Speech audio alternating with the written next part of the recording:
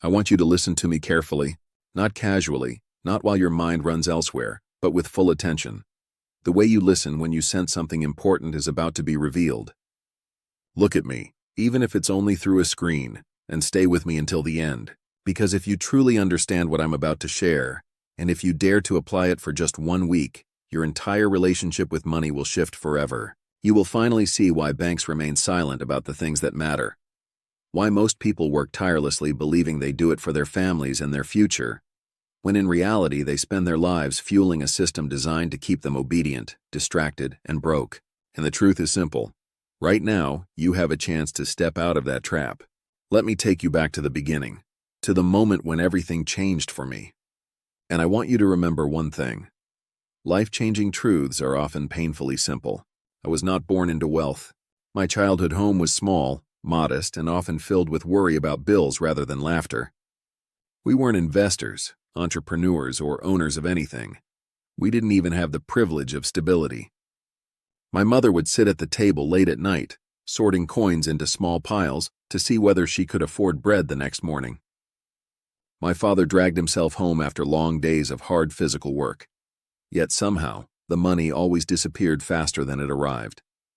As a child, I noticed everything. I noticed how my parents' backs curved just a little more each year, under the weight of financial stress. I noticed how arguments about money seemed louder than any other argument.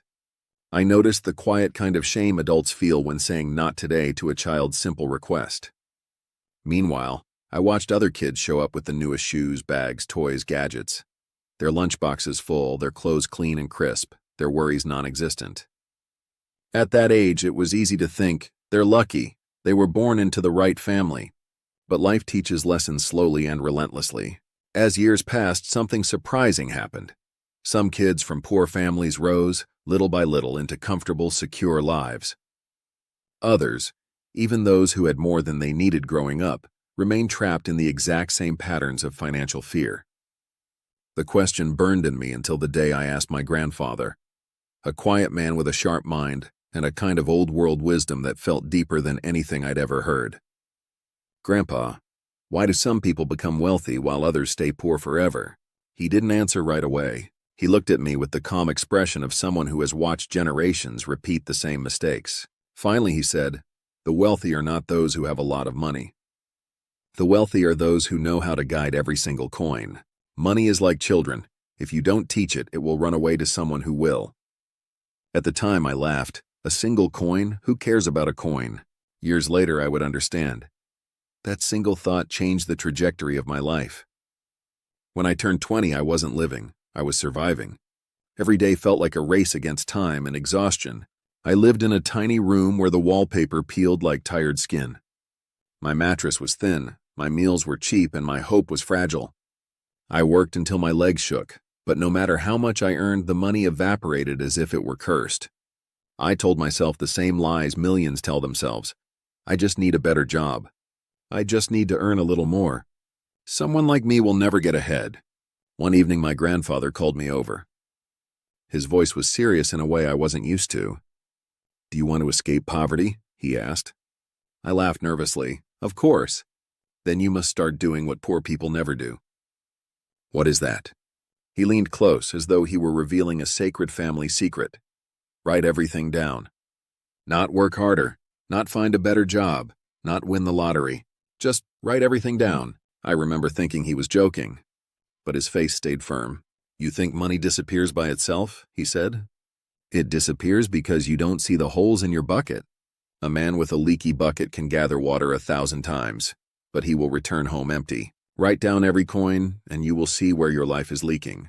I didn't believe him then, but what he told me that night would eventually rebuild my entire future. When I finally forced myself to start writing down every expense, I didn't expect any revelations. I thought it would be just another attempt that I would abandon after a couple of days. But something changed the moment I saw my spending on paper. It was as if someone had quietly turned on a bright light in a room I had wandered through blindly for years. I found myself staring at the truth I had avoided. It wasn't dramatic, but it was powerful. The notebook revealed patterns I never noticed. I wasn't buying out of need. I was buying out of habit, boredom, stress, and pure thoughtlessness. That first week showed me that I wasn't losing money because life was unfair. I was losing money because I had never learned to look closely at the small choices draining me, drop by drop. Seeing everything written down made it impossible to lie to myself. By the end of the week, I felt something unusual. It wasn't joy or shame or anger, it was awareness. The kind of awareness that changes a person. I didn't become richer in 1 week, but I became more awake. And that was the first step toward freedom. After that first week, I kept writing. Every day, every expense, every moment of weakness went into the notebook. The discipline was uncomfortable at first. It forced me to look at who I really was, not who I pretended to be. I learned that most of my purchases came from emotion, not logic. I spent when I felt tired. I spent when I wanted comfort. I spent to escape, not because I needed anything. By the end of the month, I realized I had been living on autopilot. And that autopilot was steering me into the same wall over and over again. Understanding this hurt. No one likes to admit they've been sabotaging their own life. But there was strength in that realization. If my actions had created my problem, my actions could also create the solution. That month, something else happened. For the first time ever, I ended the month with money left. Not much, but enough to change the way I saw myself. It wasn't the amount that mattered. It was the fact that I had control, even if only a little. That control became the seed of confidence I had never felt before. It made me believe that change was truly possible.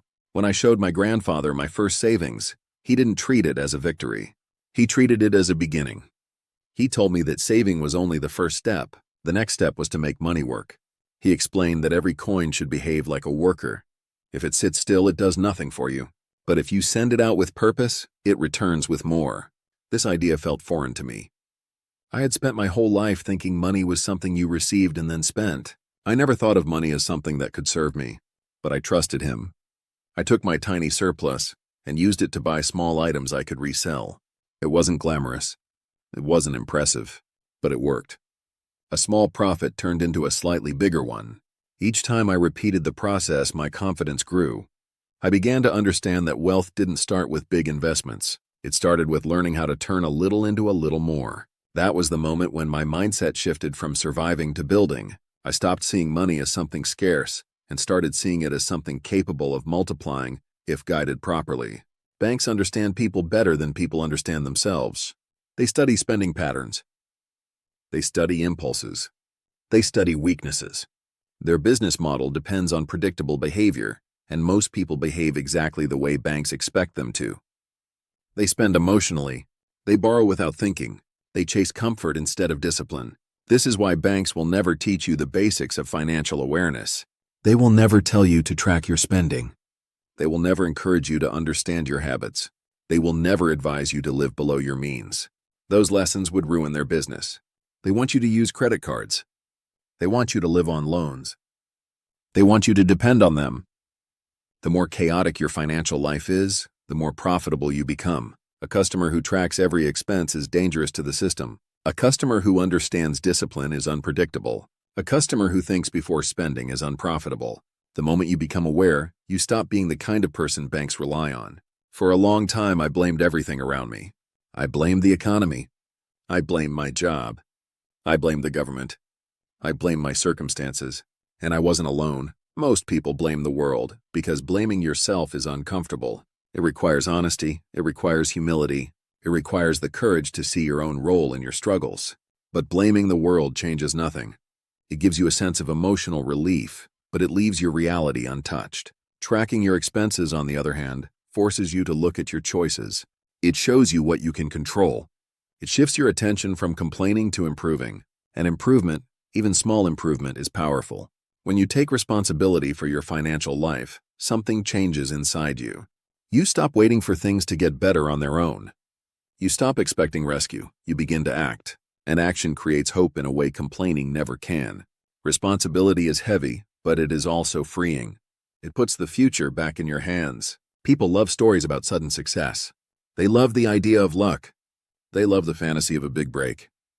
But luck is unreliable. It appears rarely and disappears quickly. Discipline, on the other hand, is consistent. It works every day. It builds results slowly, but those results last. Wealth is not created by chance. It is created by habits. Small habits, repeated habits, quiet habits. The kind of habits no one applauds.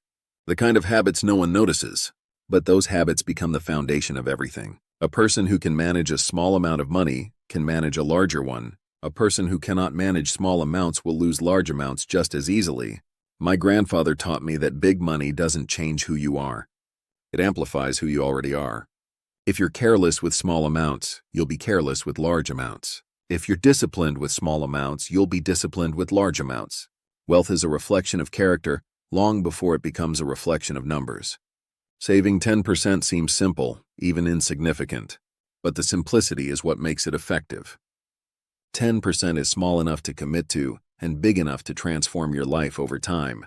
When you save 10% consistently, you begin to build something you've never had before: stability. At first, the habit feels restrictive. You feel like you're losing freedom. But after a while, the feeling changes. You begin to feel secure. You begin to feel prepared. You begin to understand that financial safety is not built from big decisions, but from repeated small ones. 10% becomes a quiet anchor in your life. As your savings grow, you change. You start thinking differently. You become more selective. You become more strategic. You begin to separate wants from needs. You become someone who plans, not someone who reacts. When you see your savings grow, you understand that your future isn't random. It's something you build, one decision at a time. At the end of everything I've learned, one truth stands above all others. No one is coming to save you. Not the government, not the banks, not your employer, not your luck. Your life, your future, your money. All of it belongs to you and only you. This isn't bad news. It's the best news possible. Because if your life belongs to you, then you have the power to change it. The moment you take responsibility for your spending, your habits, and your choices, you take responsibility for your freedom. Tracking your expenses is not just a financial exercise. It is a declaration that you refuse to live blind. Your notebook becomes more than paper. It becomes a compass. It shows you where you are, and it shows you where you're going. It keeps you honest. It keeps you disciplined. It keeps you aware. And awareness is wealth. Awareness is safety. Awareness is power.